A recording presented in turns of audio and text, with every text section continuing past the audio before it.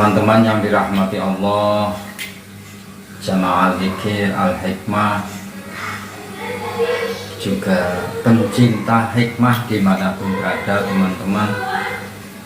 Alhamdulillah malam ini kita masih diberi sehat, umur panjang, menjalankan kewajiban puasa, juga ibadah-ibadah yang lain.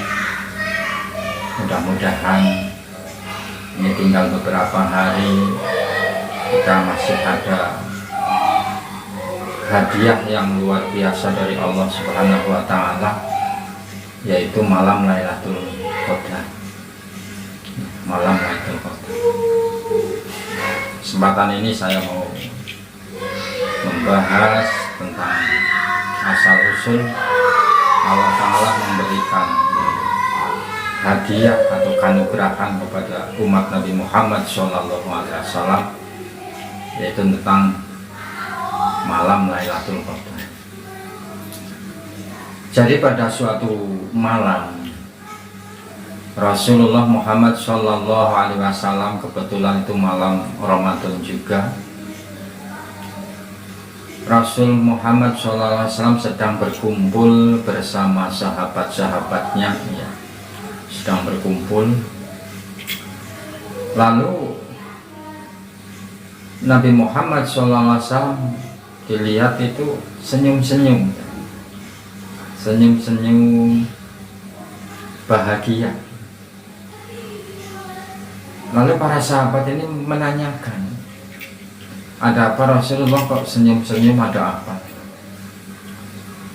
Lalu Nabi Muhammad SAW menjawab, saya diperlihatkan oleh Allah di arah mahsyar bahwa semua nabi bersama pengikutnya masuk surga. Semua nabi dan pengikutnya atau umatnya masuk surga. Ada salah satu nabi yang sama sekali tidak punya pengikut, ya, sama sekali tidak punya pengikut. Dia membawa senjatanya yaitu tulang rahang unta, sendirian masuk surga. Ini tadi Nabi senyum-senyum, namanya yaitu Sam'un. Lalu Nabi menceritakan tentang perjuangan kehebatan Sam'un tersebut. Sam'un itu hidup di masa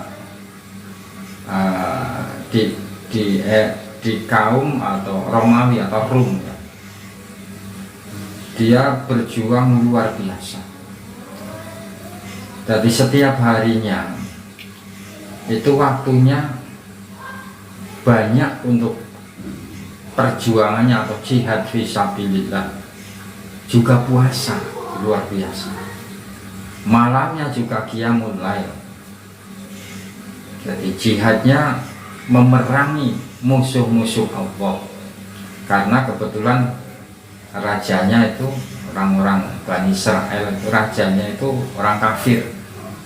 Jadi dia berjuang dalam ketauhidannya, memerangi musuh-musuh Allah.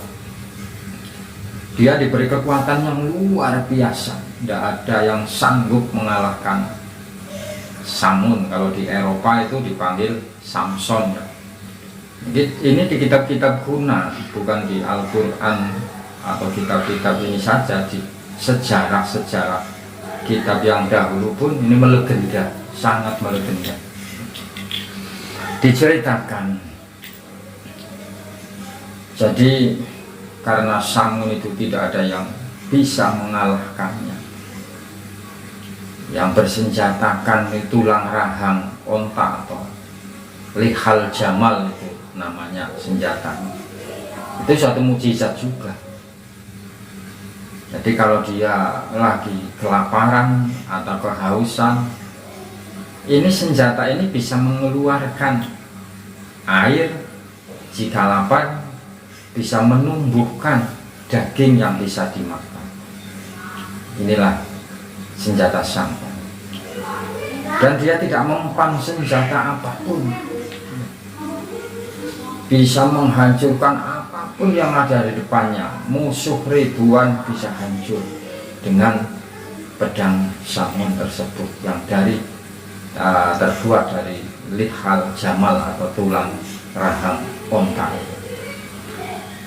Dan akhirnya sang raja itu mengadakan sayembara, barang siapa bisa menangkap Samun atau bisa mengalahkan Samun akan diberi hadiah yang luar biasa. Yang luar biasa. Nah, kersane Allah, istri Samun ini bukan termasuk orang yang beriman kepada Allah. Akhirnya kaum kafir ini pada membujuk sama istri Samun mau dihadiahi. Dan pernah Samun mengutarakan atau menyampaikan kelemahannya pada istri karena saking cintanya sama istri. Saking cintanya sama istri. Jadi kelemahan Samun, tidak ada barang duniawi yang bisa mengalahkan Samun atau mengikat Samun kecuali dengan rambutnya sendiri.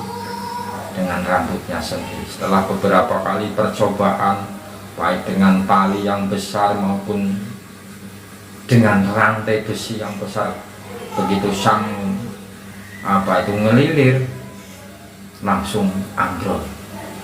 Nah, akhirnya diikat dengan apa yang disampaikan pada istri, pernah disampaikan, yaitu pakai rambutnya. Akhirnya diikatlah pakai rambut itu Samun. Lalu Samun nggak bisa berkutik apa-apa, ringkas cerita nggak bisa berkutik apa-apa. Akhirnya Samun dibawa ke istana.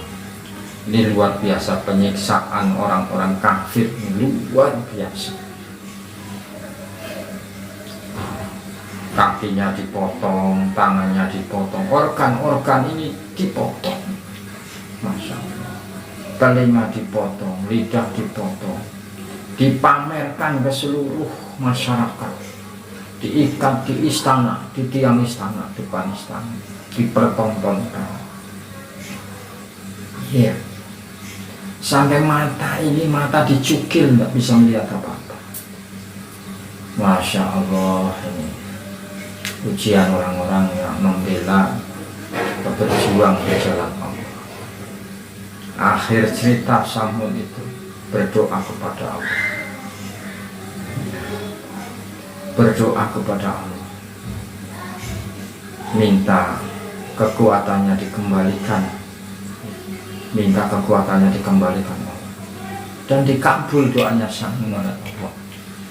Yang pada akhirnya Samun itu menggoncangkan istana tersebut.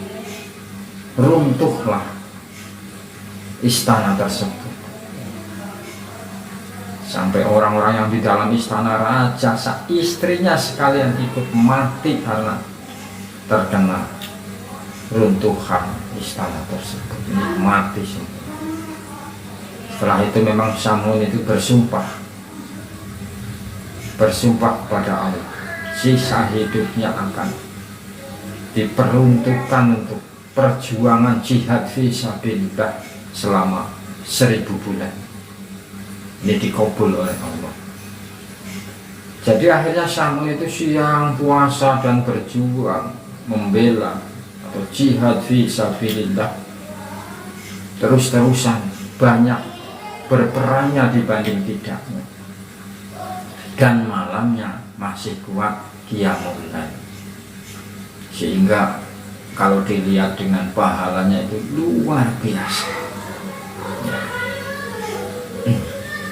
Ini dalam kitab Kasfiyatul atau Kasfiyatul Qulub karangan Al-Ghazali disebutkan seperti itu.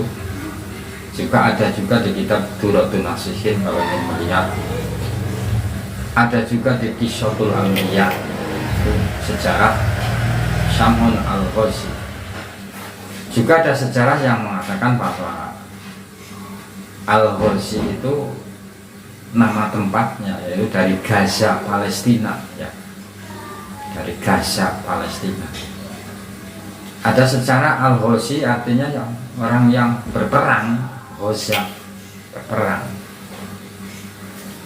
Nah, setelah dengar cerita Rasul, para sahabat ini pada menangis, gimana menangis, kepengin atau ingin berjuang seperti Samun dalam kurun waktu yang sangat lama, sampai 1000 bulan dia jihad fisabilillah sambil berpuasa, malamnya juga bisa dia mulai. Ini sahabat-sahabat sangat-sangat rindu akan hal itu. Nah, akhirnya Allah Ta'ala subhanahu wa ta'ala, ini Nabi belum menjawab dia. Akhirnya Allah Ta'ala mengutus malaikat Jibril alaihissalam untuk menurunkan atau menyampaikan wahyu, yaitu surat Inna anzalnahu fi lailatul qadar, ya. Wa ma adraka ma lailatul qadar. Lailatul qadri khairum min alfi syahr. Inilah sebab-sebab turunnya surat Inna anzalnahu atau surat Al-Qadar yang berisi yaitu malam kemuliaan. Malam kemuliaan itu lebih baik daripada 1000 bulan. Maksudnya apa? Jadi untuk kita sebagai umat Rasul, umat Muhammad SAW, siapapun itu, jika ibadah bertepatan pada malam Lailatul Qadar, yang ini waktunya dirahasiakan, bisa tanggal 17 kemarin, bisa tanggal 1, bisa tanggal 21 ke atas, pokoknya rahasia, supaya kita giat mencarinya bukan kesana kemari di jalanan. Itu Lailatul Qadar namanya. Kita beribadah kepada Allah, ngepasi. Kalau kita sedang baca Al-Quran atau zikir atau baca tasbih atau sholat, kok pas itu malam Lailatul Qadar atau malam kepastian, ibadah kita semua nilainya khairum min alfi syahr, lebih baik daripada ibadah 1000 bulan yang seperti Samun itu. Lebih baik lah. 1000 bulan sih berapa ya, ada 84 tahun lebih yang tidak ada maksiat di dalamnya, ya, ibadah terus menerus. Jadi lebih baik daripada 1000 bulan beribadah. Itulah makanya kita harus berusaha semaksimal mungkin, semampunya, sambil memohon kepada Allah Subhanahu wa ta'ala supaya ibadah kita pas di malam Lailatul Qadar. Karena apa? Ibadah di malam Lailatul Qadar adalah khairum min alfi syahr, lebih baik daripada ibadah 1000 bulan. Bahkan istimewanya malam itu, semua malaikat itu turun ke bumi ini, ya. Tanazzalul malaikatu, semua turun malaikat-malaikat. Waruhu, dan malaikat Jibril. Kalau di sini waruh artinya malaikat Jibril turun ke muka bumi mencari orang-orang yang sedang beribadah. Dan ciri-ciri orang yang didatangi dan disalami sama malaikat itu dalam kitab itu karena apa, itu merinding, ya. Lagi ibadah merinding, bukan karena takut, ya. Dan itu ada malaikat yang bersalaman dengan kita, sehingga ada ciri-ciri malam Lailatul Qadar itu malam yang sangat tenang, nggak ada suara-suara, nggak ada apa, hawanya juga sangat sejuk. Juga pagi harinya itu tanda-tandanya, kalau malamnya habis malam Lailatul Qadar, paginya itu nggak langsung panas, itu matahari sejuk, tapi tidak mendung, karena malaikat belum pergi semua.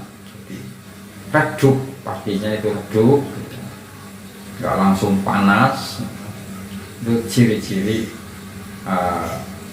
malam Lailatul Qadar ya. Mudah-mudahan ini yang tinggal berapa hari ini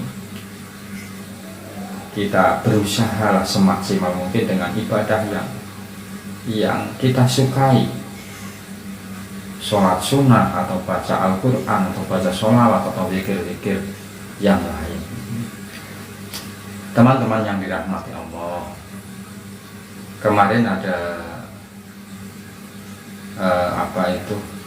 yang menanyakan doa untuk penagih hutang, doa untuk menagih hutang. Kali ini saya ijazahkan. Ini saya juga ngambil dari kitab, siapapun itu silahkan bisa diamalkan. Dan ini sudah tajrib saya pernah membuktikannya. Ada orang diijazahi tapi dia puasa 3 hari, dia dikabul oleh Allah, semua hutang-hutangnya dilunasi. Ini namanya sholawat, bukan dari Al-Quran ya. Cuma dibaca 21 kali tiap habis sholat fardu dan 21 kali setiap habis jam 12 malam. Setelah jam 12 malam dibaca 21 kali. Dikhususkan atau Fatihah dulu, 1 pada Nabi Muhammad SAW, 2 kepada Syekh Abdul Qadir Jailani radhiyallahu anhu, 3 kepada orangnya. Misalkan yang hutang ada orang 5 ya 1 persatu di Fatihah ya. Sholawatnya seperti ini. Bismillahirrahmanirrahim. Allahumma sholli ala sayyidina Muhammad ibni Abdillahil qaimi bihuquqi ma daqat illa farajallah. Sekali lagi, Bismillahirrahmanirrahim. Allahumma sholli ala sayyidina Muhammad ibni Abdillahil qaimi bihuquqi ma daqat illa farajallah. 21 kali baca dengan yakin dan ikhlas mohon kepada Allah Subhanahu wa Ta'ala. Karena semua sesuatu nanti tidak luput dan tidak lepas dari kudrat dan iradatnya Allah Subhanahu wa Ta'ala. Ajazukum hadhihi sholawat lillahi ta'ala. Sekian dari saya, Muslimin Abdul Manan. Kurang dan lebihnya saya mohon maaf. Saya akhiri. Assalamualaikum warahmatullahi wabarakatuh.